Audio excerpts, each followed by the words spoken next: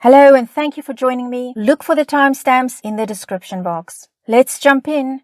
Story number 1. Opie writes, My 27 female best friend has been dating her boyfriend 26 male for over 5 years. A while back, he reached out to me to help figure out ring size and the setup so he could make this the most magical day for her. Having known my friend for over 20 plus years, I know exactly how she wants her proposal to go and who she wants to be there. So I relayed all this information to him months ago via text and over the phone. I even took the time to covertly find and confirm which ring she would love the most. A little background. My friend is incredibly family and friend orientated and in the past expressed to me on multiple occasions, especially during the holiday season, that in the 5 years they've been together, he hasn't really made much of an effort to indoctrinate himself into her family or friendships the way she has for his. While I do generally like him, I have always felt that he is incredibly self-serving and self-focused.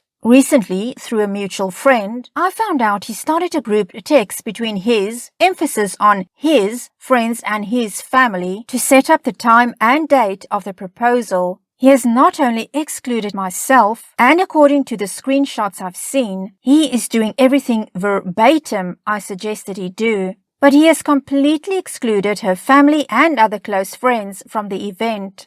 He is planning on only having his boys and family present for the occasion, and knowing my friend, this would ultimately break her heart, not being able to share this moment with her loved ones. I got heated and called him. At first he was dodging my questions. Then just outright said, quote, "This is my proposal, and I've spent enough time and money to choose how I do it. Just be happy for your friend. It's not like you're not coming to the wedding," unquote. This infuriated me. And to make matters worse, I ran into her mom and dad at the grocery store and subtly asked them if they knew of any possibility she was getting engaged. They were unaware, and I know for a fact my friend has told him that he needs to ask her parents for their blessing. She is somewhat traditional. My friend wears her heart on her sleeve, and I can predict how this event will go down when she sees all of his close friends and family and none of hers. Considering her previous sentiments about his lack of interest in her family/life, she will 100% see this as being hurtful and selfish, and I know she'll cry.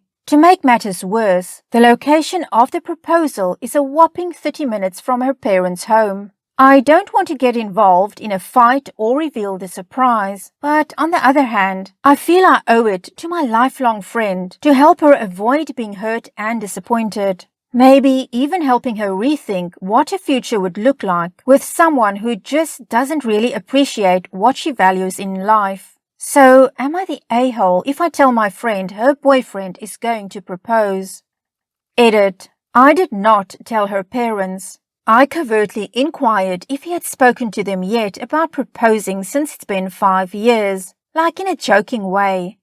Edit 2. The proposal is scheduled for this weekend. I will give you guys an update on how it goes. After so many responses, I have decided not to say anything and to let things play out. I gave him an opportunity by expressing the need to invite her parents and friends, like she always wanted, and he chose not to. That's on him, not me.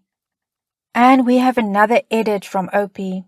Fellow Redditors, let me make this super clear. You've convinced me tenfold not to say anything to her and to let things play out as they should. I've done the extent of what I can by trying to reach out to him, and he decided not to listen to me. That's on him. It's not my place to initiate a fight/problem and possibly ruin things before they even happen. Trust me when I say I am not going to go through with it. I see now that this is 1000% not my place, regardless of my loyalty and relationship with my friend, and would be making things far worse by interjecting myself where I have no right to be. On a side note, I really just want you guys to understand that at the end of the day, I am a stranger to you. But more importantly, just like you, I'm only human. Please don't make hurtful assumptions on my character or my relationship with my friend based on a very brief summary of the situation. I know as well that this is the internet, and by posting here, I've essentially invited such declarations on myself. But I came here for advice, since I was admittedly operating in an emotional state. And nothing good comes from making decisions when you don't have a clear state of mind. All I ask is that you please be respectful and know that I have read and acknowledged that this has certainly earned a "you are the a-hole" judgment. Please just try for a moment to understand that we all have people in our lives we care deeply for and want only the best for them. And when we worry for them, it can sometimes obstruct our judgment. This doesn't make me a bad person or friend, just utterly and completely misguided. And here's OP's update. To everyone who told me to keep my mouth shut, thank you. So on Saturday, the day of the proposal, I got a call from her boyfriend. He was screaming at me, blaming me for not showing up, uninvited still, to the proposal with her parents because she was upset they weren't there. I was effing slack-jawed. I told him I knew this would happen, and he says verbatim, quote, "You just admitted you knew this would happen. So if you knew the whole time and you actually cared about her, you would have invited them," unquote.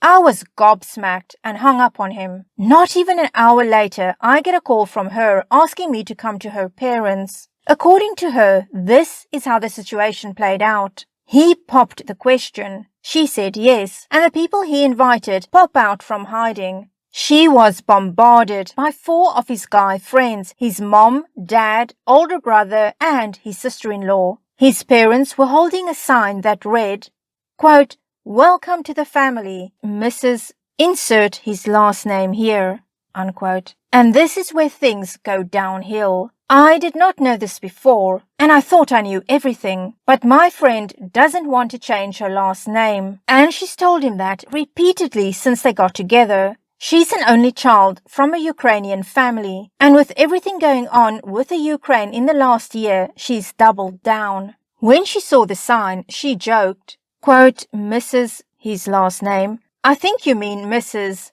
her last name," unquote. Everyone went silent until his mom said, quote, "Well, the ring is already engraved. No changing it now," unquote.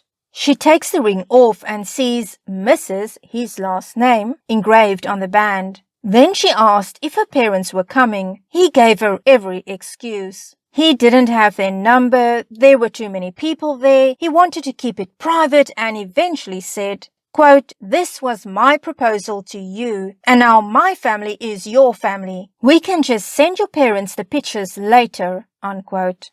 She took the ring off and left. That's when I'm assuming I got that call from him. She went straight to her parents. She asked them about the engagement. They were clueless. She then asked if I knew anything. I asked if she was in the right place. She said she was. So I told her I would answer any questions she had, rather than dumping everything on her. She was upset, but thanked me. She was furious when I told her about the call from him earlier and said, quote, "Does he really think I'm that shallow?" unquote. She said it wasn't about having a perfect proposal or her parents there.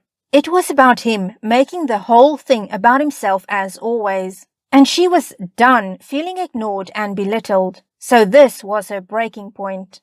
She's staying with her parents currently and has been receiving texts from him. The worst one so far is him telling her she has to pay him back for the ring and for ruining his life. Right now, all I can do is be here for her, and whatever decision she makes, I will fully support. Because as you've all helped me realize, this isn't about me, it's about her. Not my monkey, not my circus. Edit. She gave him the ring back when she took it off. I didn't include that because I was at the 3,000 character limit already. Edit 2. Update. I did not mention this plan when I originally posted, just in case her ex found this thread. But I can report now that we got a heads up last night that he wasn't at their apartment. So we ran over and got most of her crap out, at least all the really important stuff. To those asking, no, she isn't going back to him. It's over. Well, OP, you certainly know your best friend a lot better than her ex does. And maybe if he had listened to you, none of this would have happened. But then again, it does sound like this is for the best. It does indeed sound very self-focused that he planned the proposal, but he didn't include what he knew she would want as part of this proposal as the whole setup. He had his friends, his boys, his parents, and he claims he couldn't find her parents' phone number. That is utter nonsense. If he wanted to include her family and her friends, he could have contacted them. He could have found a way to make that happen. I think she got a glimpse of what her future would look like with him and that it would always be about him and only about what he wants. It does sound like your friend has been tired of this situation for quite some time and this was just the straw that broke the camel's back.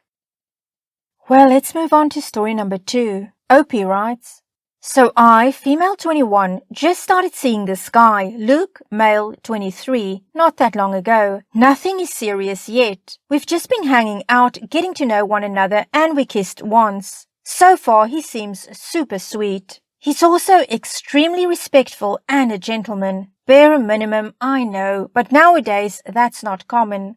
While we've been getting to know one another, he's talked to me about how he was previously married. He told me he made the mistake of marrying young, 20 years old, and that his ex-wife was very abusive to him both verbally and sometimes physically. He also told me that she had cheated on him while he was away for work.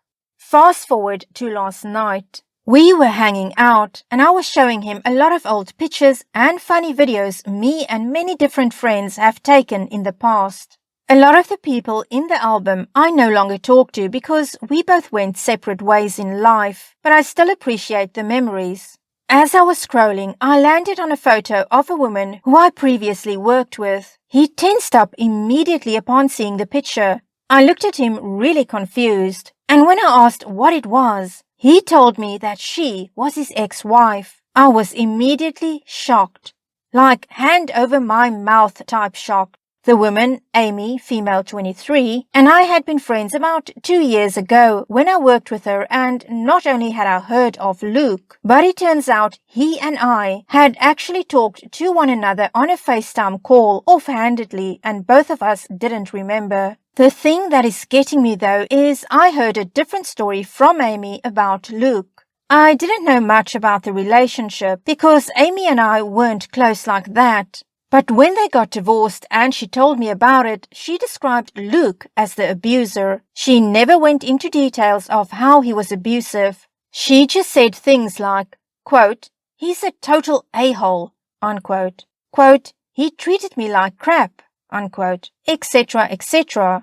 While we sat there, Luke started crying. He said while it wasn't anyone's fault, because how could I know seeing that photo of her brought back a lot of really bad memories for him. He then told me that I shouldn't talk to Amy anymore, because she's really not the person she seems. He then told me I could ask him anything about the relationship and he would tell me. He also told me he knew she told everyone he was the abuser and that she did that to turn everyone against him. Needless to say, it was a bit of an awkward conversation to have, and it was obviously upsetting for him to talk about because he was crying. The Amy he described was very different from the one I knew, but I also hardly knew Amy. We only really talked at work and only hung out outside of work maybe 3 times, 2 of those being with other co-workers. So I can't confidently say that what he's saying about Amy is or isn't true, because I didn't know her really. I honestly don't know what to do.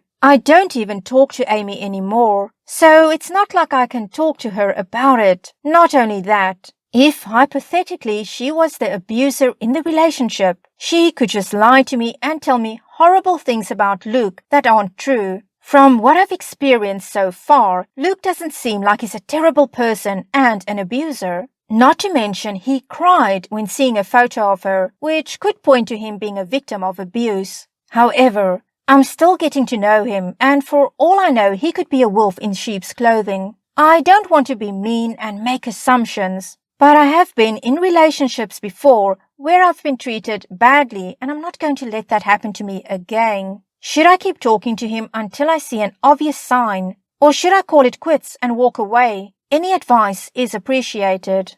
And here's Opie's update.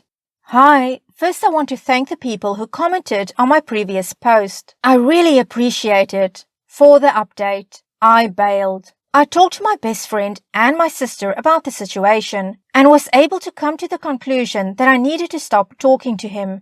I didn't mention it in my previous post due to it not having direct relevance to my question, but there were already some things Luke had said that caused me to side-eye him a bit. For example, we were talking about how we both struggle with self-ouchie, if you understand what I mean. And he said the last slip-up he had was almost 2 years ago. I said the last time for me was about a month ago. And he immediately was like, quote, "You're done with that. As long as I'm around, I won't let you do that. I don't care if I have to check you," unquote. He would also say things to me like, quote, "Don't worry, you're not alone anymore," unquote. But I wasn't alone before I met him. In fact, I have a lot of really close friends because I'm the farthest from alone. He also deleted his Bumble, which we had met on our first interaction, which was weird to me because we didn't really know one another. He was also wanting to buy me stuff that I can easily buy myself, and even talking to me really strangely. Like, don't get me wrong, flirting is fun and whatnot, but telling someone,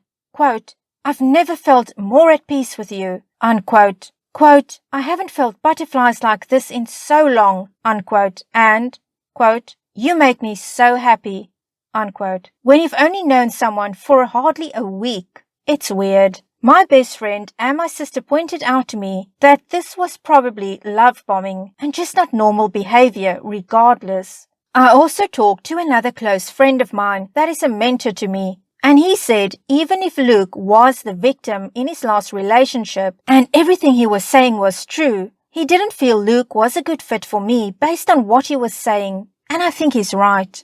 So yeah, I bailed. I didn't say anything to Luke and just blocked him. I know some people may not like that approach, but I didn't even know him for 2 full weeks, so I don't feel I owe him an explanation.